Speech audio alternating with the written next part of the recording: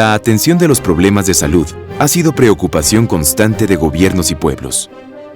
En México, apenas reinstalada la República en 1867, Juárez impulsó la orientación de la beneficencia pública hacia la renovación de las instituciones hospitalarias, muchas de las cuales no habían sido modificadas desde antes de la independencia.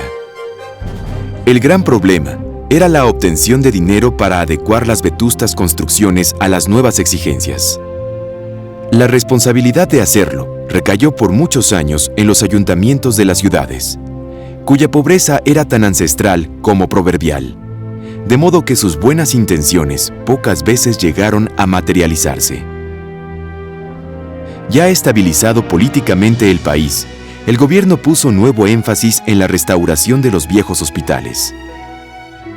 A partir de 1880, buena parte de los esfuerzos del Consejo Superior de Salubridad se orientaron hacia este fin, destinando para ello una razonable cantidad de dinero. Por lo que toca al Distrito Federal, fueron totalmente remozados los hospitales Juárez, de maternidad e infancia, San Andrés, San Hipólito y La Canoa, en tanto que se formulaban ambiciosos proyectos para un nuevo hospital general y para un manicomio, ambos dotados de todos los equipos más modernos de la época. México se ha estabilizado, empieza a tener una economía razonablemente próspera. Dentro de los gastos que siempre iban en números rojos, se pasa a tener una cierta solvencia. Y se plantea que un punto central para la modernización del país es la salud. En uno de sus informes, cuando retoma el poder Porfirio Díaz después de que está el Manco González como presidente 4 años, él plantea que la modernidad en México se cifra en tener un nuevo hospital general y hospitales en otras áreas. Este proyecto viene del doctor Eduardo Lisiaga. Él tiene todo el peso sobre Porfirio Díaz para que lo apoyen, pero piensa que es indispensable hacer hospitales modernos en todas las grandes ciudades del país, que van a confluir en el gran hospital general que se hace en la Ciudad de México. Estos eran los hospitales civiles, los mismos que fue creando Juárez y los mismos que se fueron modificando a partir de los viejos hospitales de comunidades religiosas, muchos de ellos. A principios de 1896, solo unos meses después de que Röntgen descubriera el empleo de los rayos X, en San Luis Potosí se contaba con un aparato que, curiosamente, fue empleado para tomar fotografías en las que se transparentaban algunas estructuras, por ejemplo, los huesos del pie vistos a través de los zapatos. Antes de que finalizara el siglo, el doctor Tobías Núñez instalaba un equipo de rayos X en el Hospital Juárez. Estos equipos no tenían nada que ver con los aparatos que actualmente se usan. Eran pequeños, portátiles, cabían en una caja un poco menor que las cajas de zapatos, y la tapa servía de fondo al tomarse las placas. Los dos grandes establecimientos, símbolo de la modernidad, tanto de nuestra medicina como del país, el Hospital General de la Ciudad de México y el Manicomio General de la Castañeda, contaban con todos los elementos técnicos necesarios y servían de marco de referencia para otros servicios, y eran sitios de concentración para enfermos provenientes de todo el país. Entre 1910 y 1920, durante el periodo de la lucha armada de la Revolución Mexicana, la infraestructura de clínicas y hospitales que con tanto trabajo se había ido construyendo, sufrió graves daños. El manicomio general estaba en ruinas, y la mayor parte de los hospitales había sufrido un deterioro significativo. La reconstrucción fue lenta y penosa, y las carencias imperaban. Como muestra de ello, el Departamento de Radiología del Hospital General pudo volver a funcionar gracias a que recibió un aparato nuevo donado por la esposa del presidente Obregón. En cardiología, el doctor Ignacio Chávez señalaba que el único apoyo instrumental con que contaban los primeros médicos que se abocaban a la novísima especialidad se limitaba a un estetoscopio y la toalla que se ponía sobre el cuerpo del enfermo, pomposamente llamada toalla de auscultación, para separar su suciedad del estetoscopio y el médico que lo empleaba. Ideario de la Revolución Mexicana. El ideario de la Revolución Mexicana casaba bien con un compromiso social que obligaba al Estado a atender las necesidades de salud de la población. Esto iba también acorde con las tendencias internacionales al respecto. Además de poner nuevamente en funciones a los hospitales existentes, se decidió crear consultorios y centros de atención que los apoyaran en sus tareas. La Junta de la Beneficencia Pública retomó el proyecto soñado por don Eduardo Lisiaga antes de la Revolución, conducente a construir, paralelamente a los hospitales generales, sanatorios de especialidad. Los primeros fueron el Hospital para Tuberculosos de Huipulco y el Hospital del Niño, que se convertiría más tarde en el Hospital Infantil de México, Federico Gómez. El Hospital Central Militar vino a llenar un hueco de importancia al ofrecer instalaciones de gran calidad y eficiencia para la atención médica de los miembros de las Fuerzas Armadas y sus familias. La creación de una subsecretaría de asistencia el último día del año de 1937 fue un paso gigantesco hacia la organización de un sistema de dimensiones nacionales. Su integración con el Departamento de Salubridad Pública en la Secretaría de Salubridad y Asistencia en octubre de 1943 marcó un rumbo que sería definitivo para el siguiente medio siglo. Un año antes se había decretado la creación del Instituto Mexicano del Seguro Social, que incluía, entre sus funciones, la atención de enfermedades profesionales y no profesionales para los trabajadores y sus familias. La Clínica 1, ubicada en la calle de Orizaba, en la colonia Roma, y el Hospital de la Raza, fueron las dos primeras entidades de un sistema que sería modelo para instituciones semejantes de varios países. Plan Nacional de Hospitales. En 1940, cuando Gustavo Vaz accede a la Secretaría de Asistencia, hace un plan, cómo modernizar los hospitales que se habían destrozado y que habían venido a menos durante la Revolución, y que aunque muchos de ellos, a partir de que se estabiliza el gobierno central con Obregón, habían venido mejorando y se habían hecho algunas remodelaciones y se habían dado algunos avances, sin embargo, no se había podido llegar ni siquiera al nivel que estaba en 1910. Hay la idea de remozar hospitales, hay la idea de construir institutos de especialidad, y esto lo toma Vaz muy en cuenta. Es un proyecto de varias gentes, pero él lo canaliza en términos de la política. Y establece esto, un Plan Nacional de Hospitales. Él actúa como secretario primero de Asistencia y después de Salubridad y Asistencia entre 1940 y 46. La idea era construir hospitales regionales en todas las grandes ciudades del país, a las cuales derivarían enfermos que necesitasen atención especializada. Los hospitales generales, denominados centrales, serían centros de referencia para hospitales generales rurales.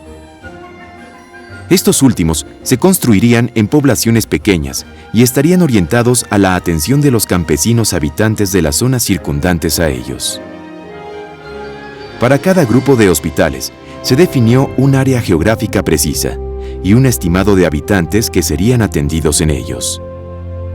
La responsabilidad moral del Estado con respecto a la atención de la salud de sus ciudadanos quedaba perfectamente asumida, expresada y llevada al nivel de la acción.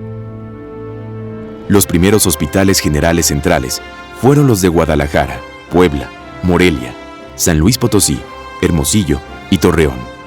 Para 1944 se había emprendido la construcción de 28 hospitales generales regionales en diferentes localidades de Campeche, Coahuila, Chiapas, Chihuahua, Guerrero, Hidalgo, Jalisco, Guanajuato, Michoacán, Morelos, Nayarit, Puebla, Sinaloa, Tamaulipas, Tlaxcala y Veracruz.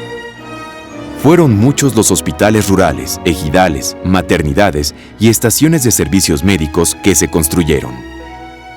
Para reforzar la atención de los enfermos mentales que se brindaba en el Manicomio General de la Castañeda, se fundó el Hospital Granja para Enfermos Mentales de San Pedro del Monte, en las inmediaciones de León, Guanajuato, y se promovió la creación de pabellones psiquiátricos en los hospitales generales.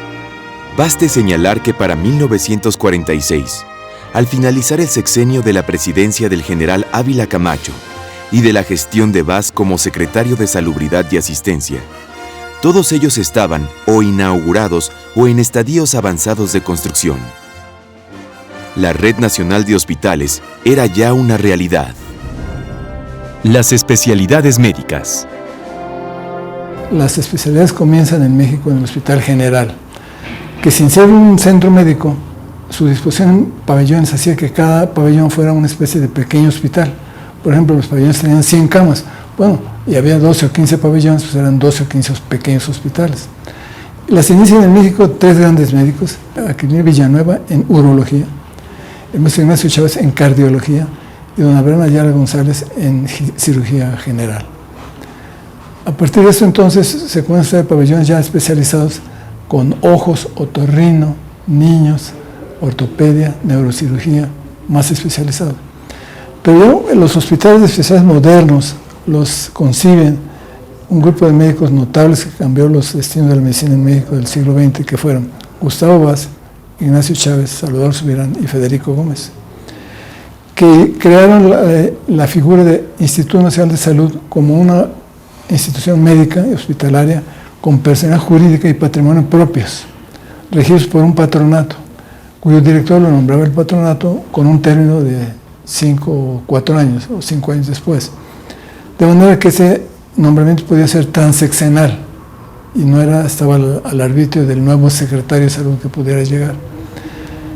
Así la historia empieza con el Hospital Infantil de México en 1943, el Instituto de Cardiología en 1944, el entonces Hospital de Referencia de la Nutrición en 1946, ahora después Instituto Nacional de la Nutrición y luego ahora Instituto Nacional de Ciencias Médicas y Nutrición Salvador Subirán. Si bien este hospital no se derivó de los planes de Vaz para dotar al país de un grupo de hospitales nacionales de especialidad, sí fue la punta de lanza para el proyecto.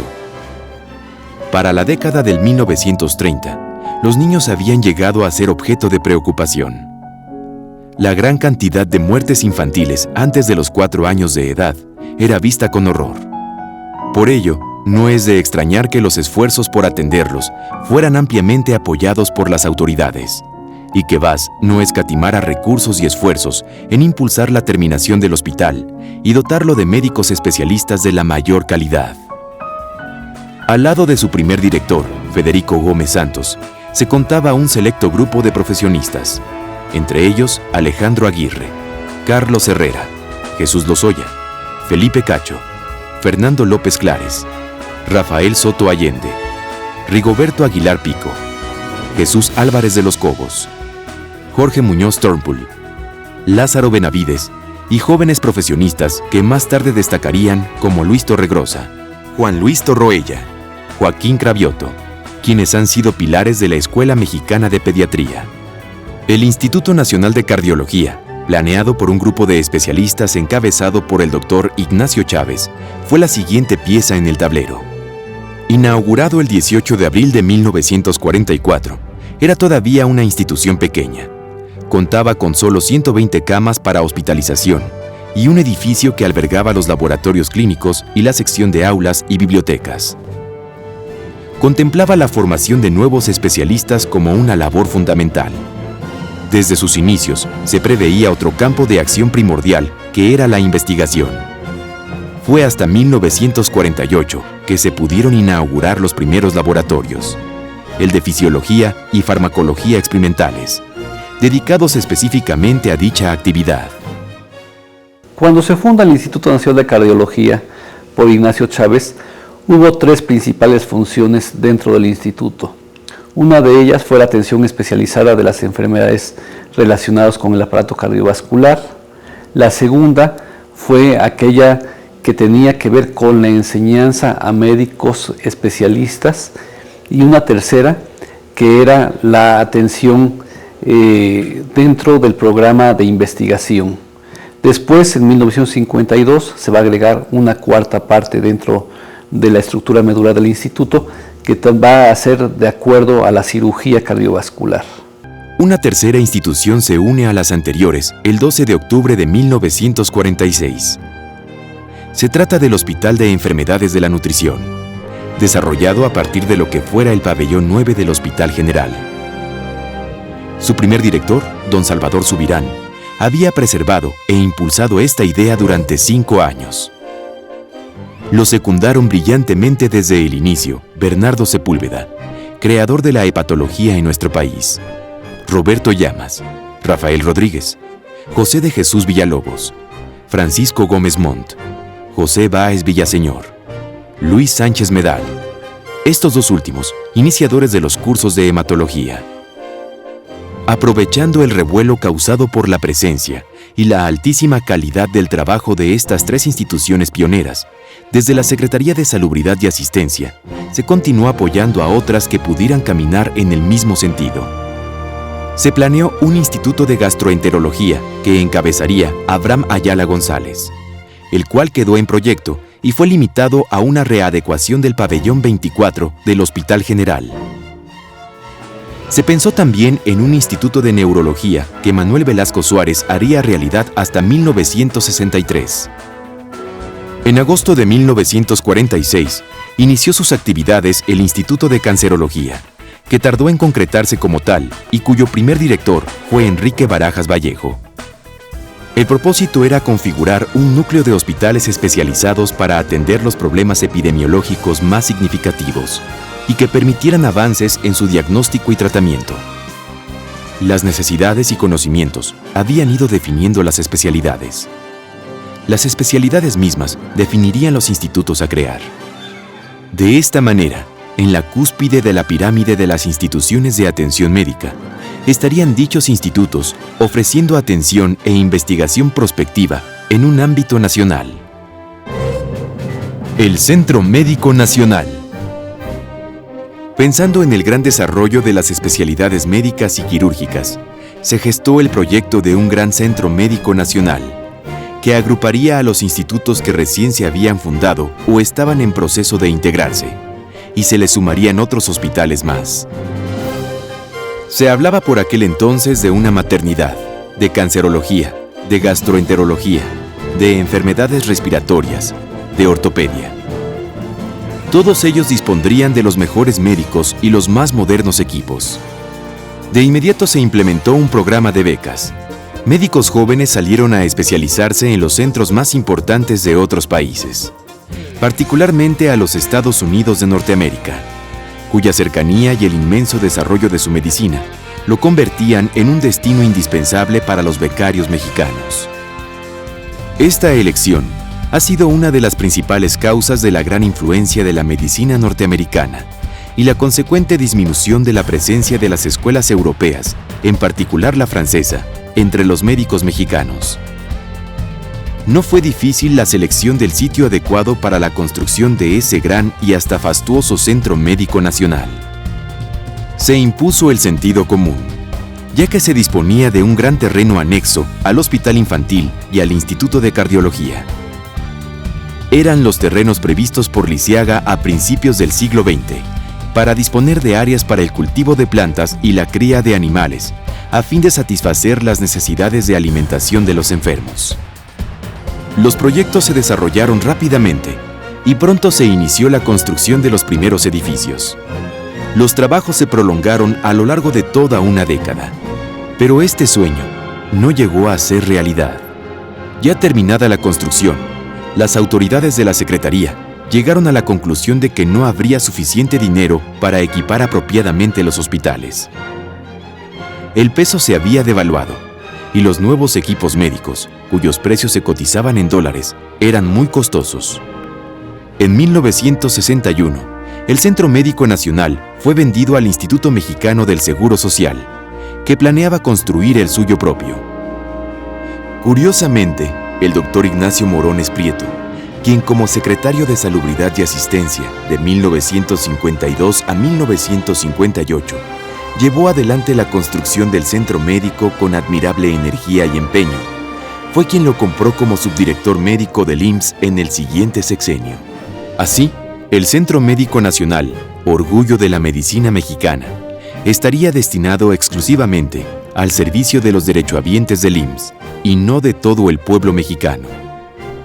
Este hecho fue un presagio de la fragmentación que en los decenios siguientes habría de afectar al intento de desarrollar un sistema nacional de salud.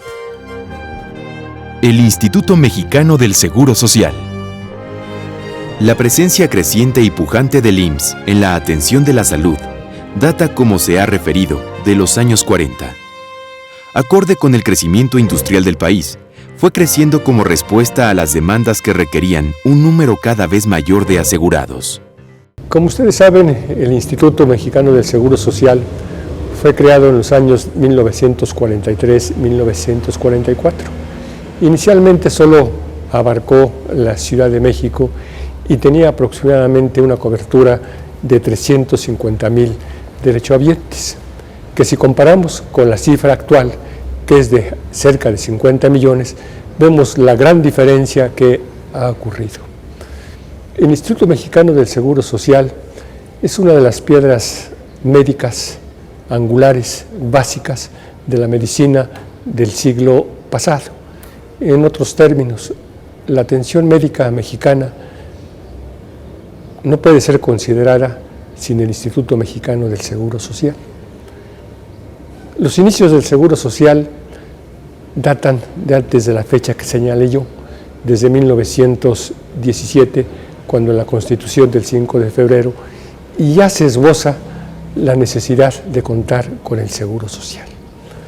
Hemos hablado del Seguro Social señalando su fundación, su número de derechohabientes, pero no hemos precisado desde un punto de vista de atención médica qué es el Instituto Mexicano del Seguro Social, conocido como IMSS.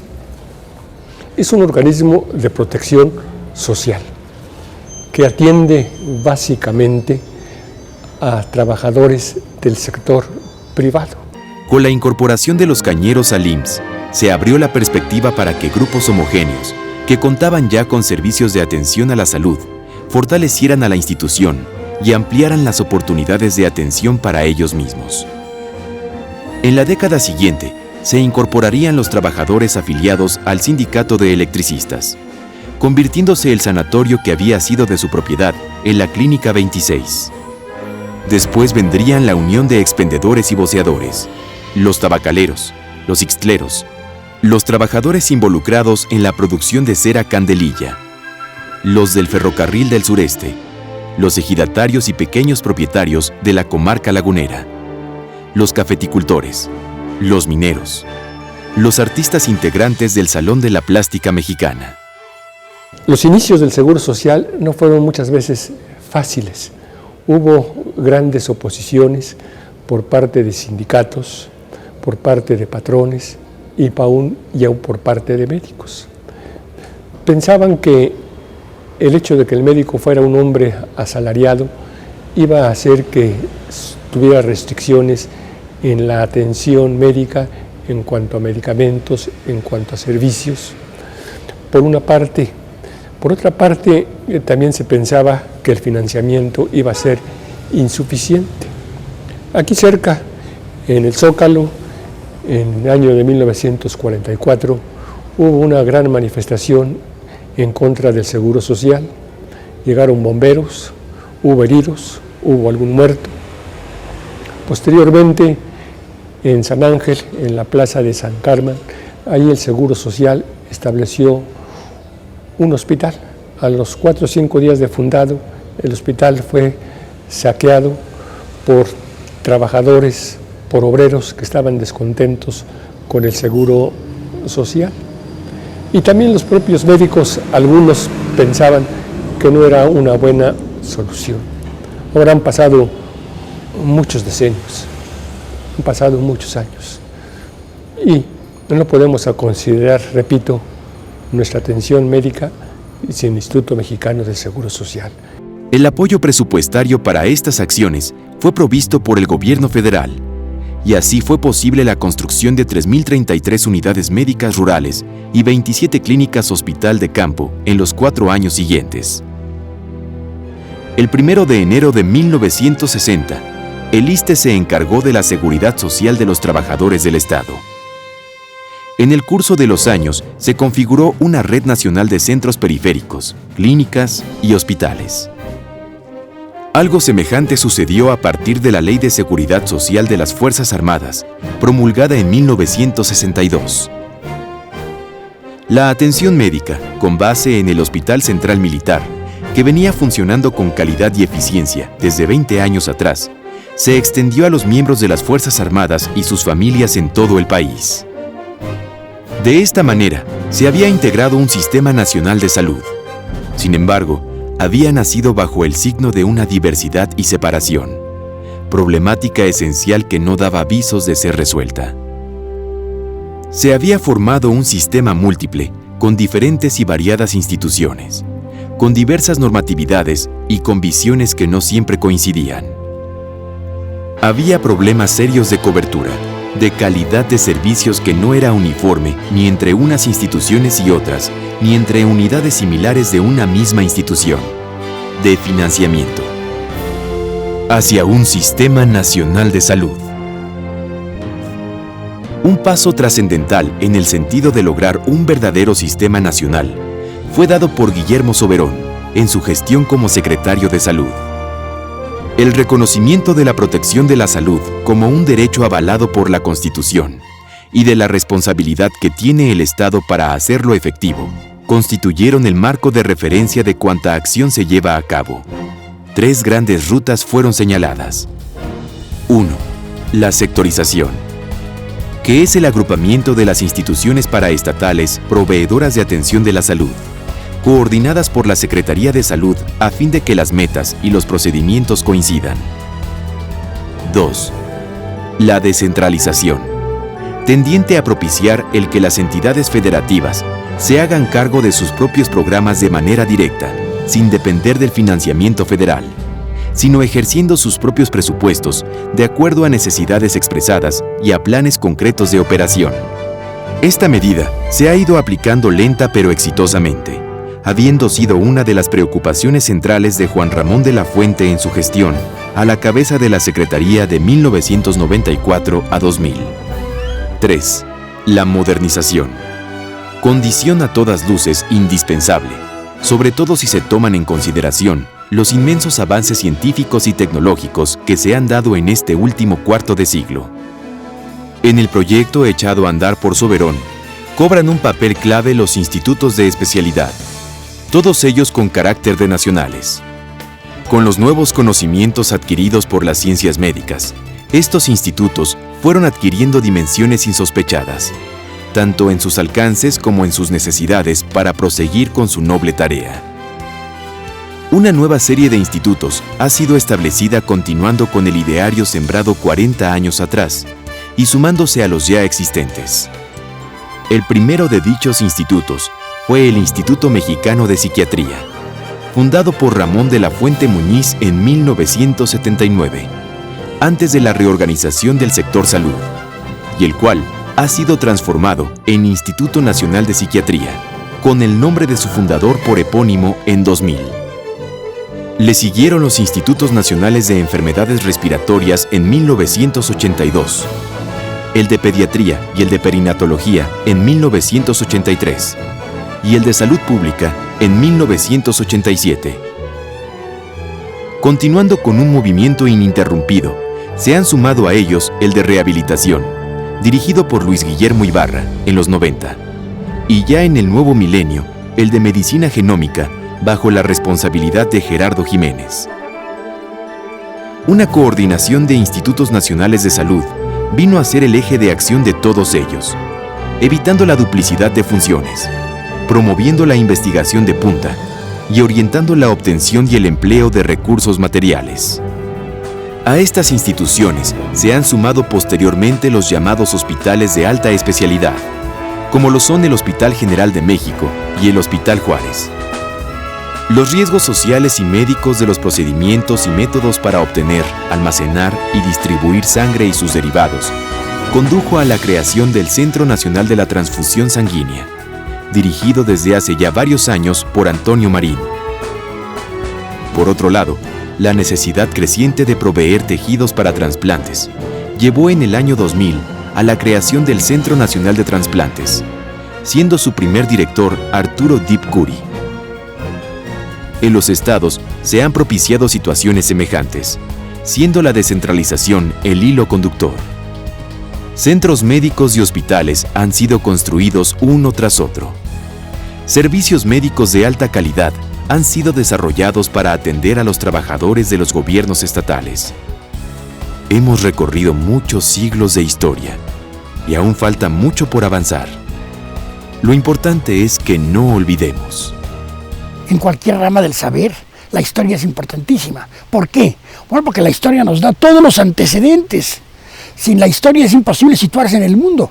Es decir, la amnesia es aterradora. Hay casos de amnesia en la vida real, ¿no? Gente que de repente no sabe quién es, ni en dónde está. Bueno, esto es un caso extremo. Pero si nosotros prescindimos de la medicina como historia, entonces estamos perdidos. Restan, sin embargo, grandes retos por resolver. ¿Podremos finalmente tener un sistema nacional de salud?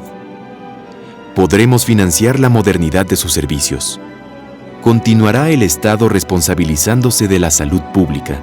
En México hemos hecho avances importantes en el Sistema Nacional de Salud, merced a reformas que se han iniciado, pues diría yo, desde los últimos 5 o 6 sexenios. Bueno, fue específicamente desde el gobierno del presidente Miguel de la Madrid.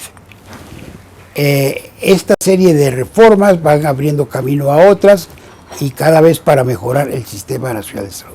Sin embargo, tenemos todavía serias limitaciones. Y la más importante, a mi juicio, es que nuestro sistema es segmentado, igual que sucede en otros países latinoamericanos. Es decir, tenemos una infraestructura para la atención de quienes son derechohabientes de la seguridad social. Tenemos otra que es de carácter privado y a donde recurren las personas que pagan directamente de bolsillo para la atención de su salud.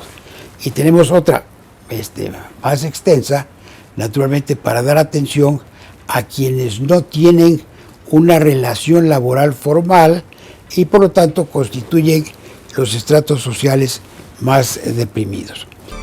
La salud es sin duda el bien supremo de los mexicanos.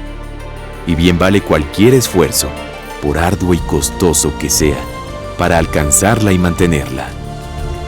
Con este último programa de la serie, La historia de la medicina en México, termina una parte esencial de nuestros conocimientos. A través de esta serie, en AstraZeneca, hemos querido rendir un homenaje a todos aquellos médicos que a través de sus conocimientos, investigaciones, experiencia y dedicación, han contribuido a que los mexicanos gocemos de una mejor salud.